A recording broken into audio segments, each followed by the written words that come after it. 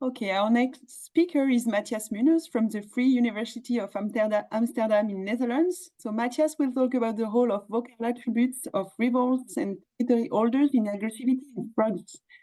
Matías, you can go. Thank you very much for allowing me to present our work that we did with these tiny frogs. And we all know that animals fight. They can engage into these very sometimes aggressive interactions, like we can see in these pictures. And that this we were hearing earlier on this session from Dr. Kalema Sikusoka about how gorillas fight, and there is a decision from their side on how to proceed, if they should let just natural selection to go on or interfere, because we know that these fights can have extremely high costs for those individuals that are engaged. Uh, it can lead to their death, for example, right? They don't need to die immediately during the fight. They just need to be wounded enough so that they cannot, for example, find food or escape from predators for these interactions to become lethal. So we can ask, for example, how do individuals evaluate their rivals, and when do they decide to risk a physical encounter like we see in these pictures?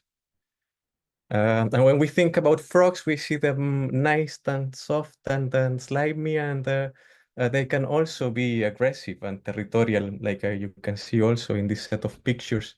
The males, especially in many species, hold territories that they use for calling, and they will defend this territory from other males, other neighboring males. It's been also described in females, it has to be said. There's also female-to-female aggression in frogs. But yes, they can be aggressive too. But aggression in frogs, especially, and in general, in all the animals that communicate through sound, is the last step. They fight as the last thing that happens in an encounter between rivals. The first thing that they do is that they assess their rivals through signals, through sounds, in the case of frogs mostly. So what happens is that this male, for example, here on the left, a territorial male, encounters these different potentially rival males in different colors, and must decide what to do, not having a direct look at them, but instead just by listening to their vocalizations. And in many cases, just hearing the vocalizations of another male is enough to trigger an aggressive response from a territorial one. So again, the same questions can be asked, right? How do males perceive other rivals, or if their decisions are based on the comparison between the rivals and themselves? So we asked our questions working with frogs, and we asked how do territory holders respond to rivals that have extraordinary calls that are not present in the population. And we work with this one frog species called rocket frog, Silverstoneia flotator. This is a picture of an adult. They don't get much bigger than that. That's my finger. It's not particularly big. They would fit in the nail of your thumb. And they live on the forest floor of Panama mostly. And we did our experiments on Barro Colorado Island on the field station from the Smithsonian. They, just to say the number, they are more or less 1.5 centimeters long. But they have, the interesting thing about them is that they have an interesting call. This is an oscillogram, a waveform of the vocalization of a male. And what you see here is the different pulses. I will play it first so you can hear it. I think I didn't share sound, so I will play it and you tell me if you hear something. Is it, can you hear it? Or I think I didn't share sound when I shared screen. Shall I change it? So moderator. So maybe you can stop sharing and reshare. Yeah, let me try again. Share sound. Share. Okay, let me try again and see if hopefully the sound will come out now.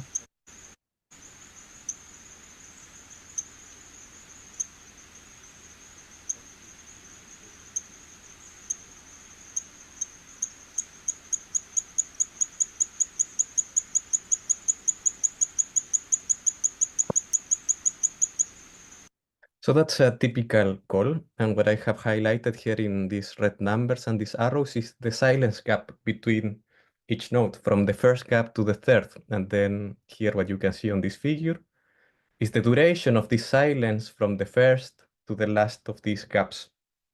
So what this shows essentially is that as the call progresses, the gaps gets shorter, the call gets faster, right? And we can just, for visual purposes, fit a smoothing line like you can see in this blue line.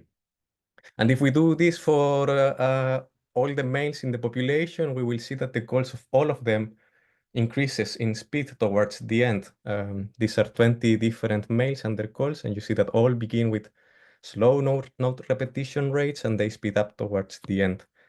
But they never go across this threshold of 0.1 second. They never get faster than 0.1 seconds between two individual notes.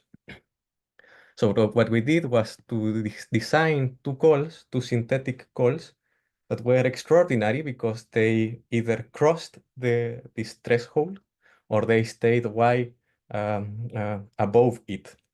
And this is what you can see here, a slow call in orange on top and a fast stimulus. I will play them again so you can hear how they sound.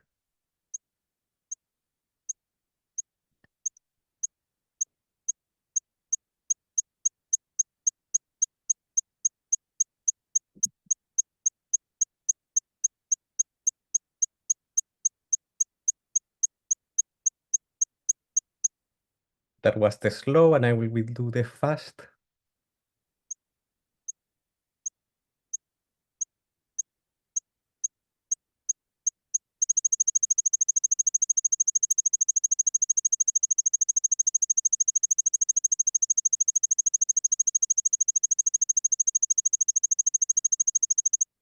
Okay, enough. And when we look at how these two synthetic calls compare to the natural calls, this is how the figure would look. A slow call that doesn't reach the natural threshold, and a fast one that goes across it. So we tested the responses of territorial males to these two stimuli. And what we did, as we went to the field, we found territorial calling males, and we placed our equipment, a video camera, a speaker, and a microphone, and did our experiment in which we first recorded 5 minutes of basal activity, where we recorded all the activity of the frog, vocal and behavioral. And if the frog called at least once during this 5 minutes interval, then we carried on with our playback experiment, and we played back either the fast or the slow call for a maximum of 10 minutes. From these experiments, we measured 3 variables. First, we measured the type of response, if the response was aggressive or non-aggressive. Aggressive it was if the frog approached the speaker, and non-aggressive was any other behavior, either staying on the same place or moving away.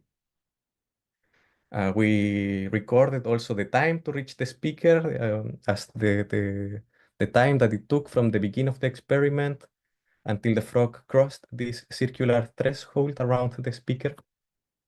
And thirdly, we also measured the peak frequency of the calls of the males using Raven from the University of Cornell. And I have to thank the University of Cornell for providing a free subscription to the software for anyone who essentially doesn't live in Europe or in the US or is born there. You can ask for a free subscription to Raven, and I was very pleasantly surprised to how easy it is to get it. So yeah, recommendation for colleagues interested in bioacoustics. And now I would like to show a video briefly so you can see one aggressive response of a male. So what you will see here is the male frog calling. The speaker is located on the lower left corner. That's where the speaker is. You cannot see it yet, you will see it later. And every time that the playback is on, you will see a red point on the upper left corner.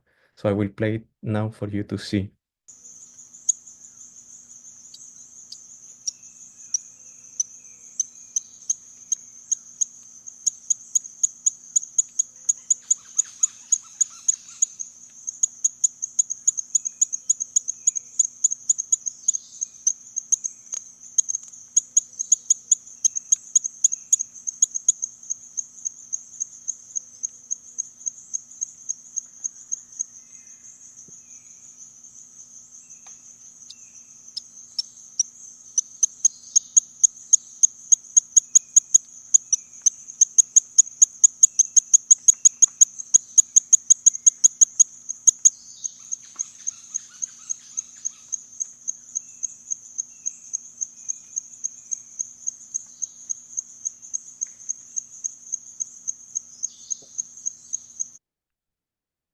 So that's how an aggressive response looks like. The frog will search for the rival, but there is no rival, it's just a speaker. So what did we find? The first result, and the one that gives the title of the presentation, when we looked at the probability of aggression, here you see it on the y-axis with 100% aggressive response, 0% aggressive or non-aggressive response. And on the x-axis, we have the peak frequency of the calls of the males that they emitted during the basal activity period. What we see is that the low frequency males were super aggressive towards the fast call here in this case, and not very aggressive towards this call, the high frequency males. When we look at the responses to the slow call, we find the opposite. The low frequency males in the population, here on the left of the figure, were not very aggressive to this call, but were highly aggressive, but those that were high frequency were super aggressive to it. So the effect of the treatment depends on the peak frequency of the males. That's an interaction, and this is a logistic regression.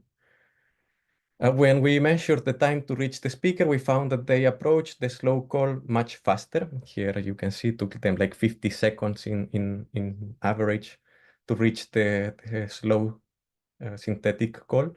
And they took their time to approach the fast call more than around 2.5 times the time. So they sort of think it twice before approaching the fast call. We also measure their vocal plasticity, what's the frequency of their call before the playback and during the playback. And what you see here is that those males that were below the synthetic, which is this line in gray, horizontal gray line, those that were singing during the basal activity below the synthetic, they increased their peak frequency of their calls. They sang at higher pitched. However, those males that were already singing at higher frequencies than the synthetic, they did not change their call. So the vocal plasticity depended on the frequency of the males that we tested relative to the stimulus. And the final result to complicate everything is that when we measured the weight of the males and the peak frequency of their calls, we did not find an association.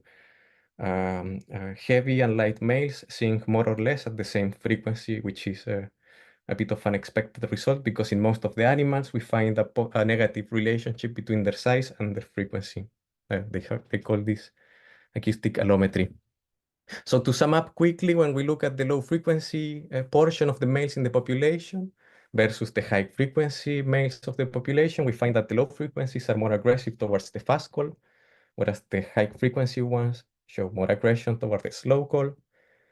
The low frequency ones change their vocalization in response to the playback, but not the high frequency ones, and both high and low frequency males are more or less the same weight.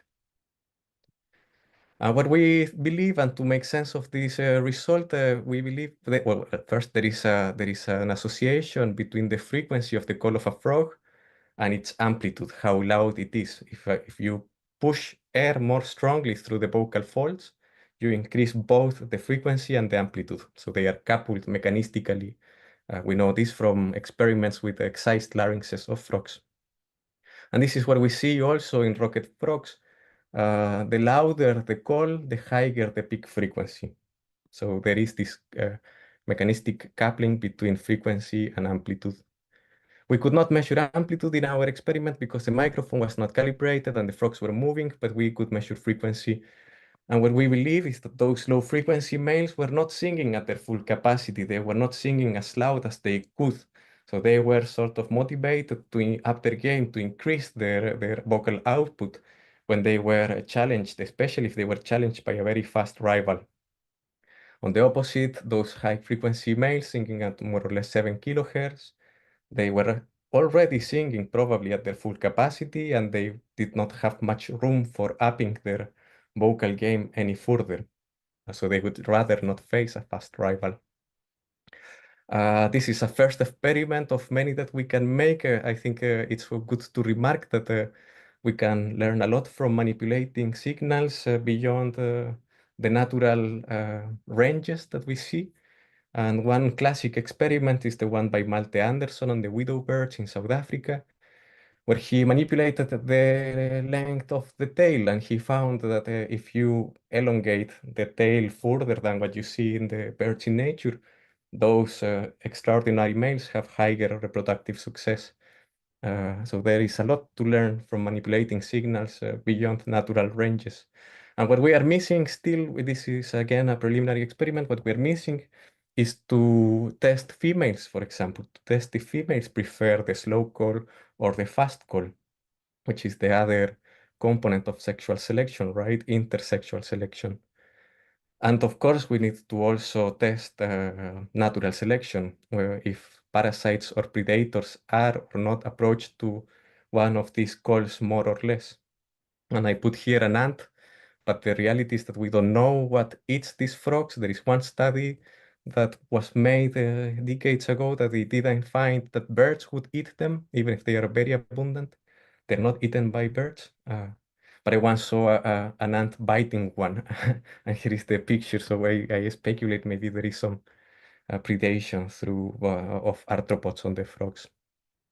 So to sum up, the frogs will be aggressive depending on their relative peak frequency and the absolute node repetition rate of the rivals, simulated rivals in this case. And I would like to thank the co-authors, Nicolás Camargo, Wouter Halfwerk, of course, the organizers for organizing this event, and thank you for your attention. Thank you, Matías, for this great talk. Let me check if we have questions, and I have one already. Yeah. I'm very curious because I was in Australia not too long ago, and I saw a frog in a garden eating a bird. So it was the very first time for me that I see something aggressive in frogs. And my question is, what would do your frogs if it was a real rival instead of a speaker? What would they do? Would they attack the frog or? Yeah, they would very likely have this sort of wrestling combat that they make this. I didn't mention it, but these rocket frogs are from the Dendrobatidae family, the poison dart frogs. And they, the one typical response of these males is to go and wrestle. So they have done these experiments where they have put little frog models in the territories, and you see how they come and fight the model. Yeah. And would the response would be different if a female was observing this behavior? Yeah, probably. Yeah, I wouldn't doubt so that if we sadly I must say we don't know much about the natural history of these frogs, but I have the feeling that yeah, this context matters a lot for these sort of interactions. I think that they might be more aggressive probably if there was a female around watching. Yeah, Yeah. sure. We have one question from YouTube. Maybe, what do the males do after reaching the speaker, and if the speakers continue playing? Do they continue searching or get habituated to the sound? Yeah, so if the speaker continues playing, the frog will stay around the speaker, hopping around. We stopped the experiment at minute 10, or right after the frog crossed the threshold. I recorded one for a bit longer just to make a video. But yeah, the male will continue searching for the male, right? Because the speaker in the world of the frog is nothing. It's looking for another male that it's not there. It's like a ghost that it's looking for. Yeah. And we have another question: how to trigger different responses of the frogs? Sorry, can you repeat, please? How to trigger different responses of the frogs? The proximity of the approach? No, sorry, it's my accent. How to trigger different responses of the frog? How you can separate the different responses of the frogs? Yeah, you mean like or separate like the temporal and the spectral, or Well, I don't know what the I don't know what to separate. But if the person can elaborate a bit more. Yeah, I'm waiting to see the. But in the meantime, we have another question too. So maybe we'll ask you on Discord. We have another question. So thank you for an interesting talk. Do you know if noise pollution could affect the calls of these frogs? Yeah, so these frogs live in Barro Colorado Island, where we did the experiment, and it can be quite, it is a natural reserve, but it can be quite noisy place. We don't know. They sing at quite high frequencies, around 6 kilohertz, which sort of not overlaps much with the low frequency urban sound. You don't really find them in urban settings, but it's a possibility. Yeah, we need to measure it. Not that I have not observed any change of their activity in response to noise. Yeah, but it needs to be tested. A lot, Matías. This is the end of the question for you. Thanks again for your talk. You can leave the session and go on to answer the other questions. Thank you.